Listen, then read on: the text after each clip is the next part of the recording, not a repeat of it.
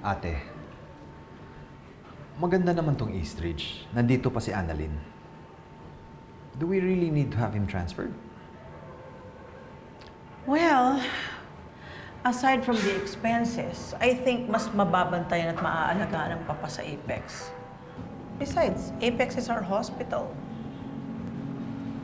I'm going to station a guard outside Papa's room 24/7, just in case may masamang balak na naman si Moira. Isa pa yan, ate. Naintindihan ko na pinaghihinalaan mo si Moira. Pero pati si Zoe, pinakuhaan mo pa ng fingerprints? Sa tingin mo gusto ko yun, Ubeng? Napagdudahan ko ang sarili kong pamangkin? Of course not. Pero may precedent na eh.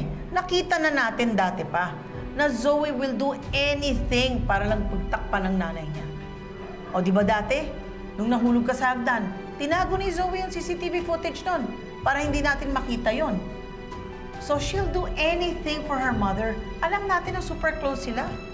So, I'm sure kung involved si Moira sa pagdukot kay Papa, hindi malayong involved din si Zoe.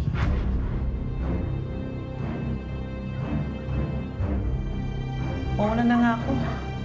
Maraming pa akong gagawin para kay Papa.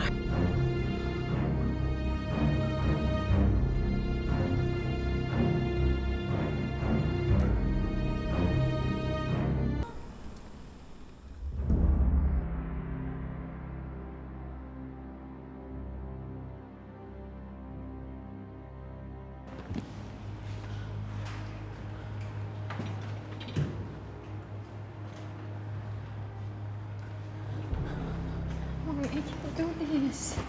Zoe, hindi ka na pwedeng tumanggi. Besides, nagbigay na rin naman ako ng fingerprints ko eh. No, you don't understand. Yung mga gamit na nakuha nila kay Lolo Pepe, galing sa akin yun. So my fingerprints could be on them. Pati yung mga fingerprints nito, Carlos, kasi sa kanya galing yung mga gamit na yun. Damn it, Zoe. Why didn't you tell me any of this earlier? Wala na tayong magagawa, nandito lang tayo sa presinto. Tao na Tanyag, excuse me po. Kukunan na po namin kayo ng fingerprints. Sumunod po kayo sa akin.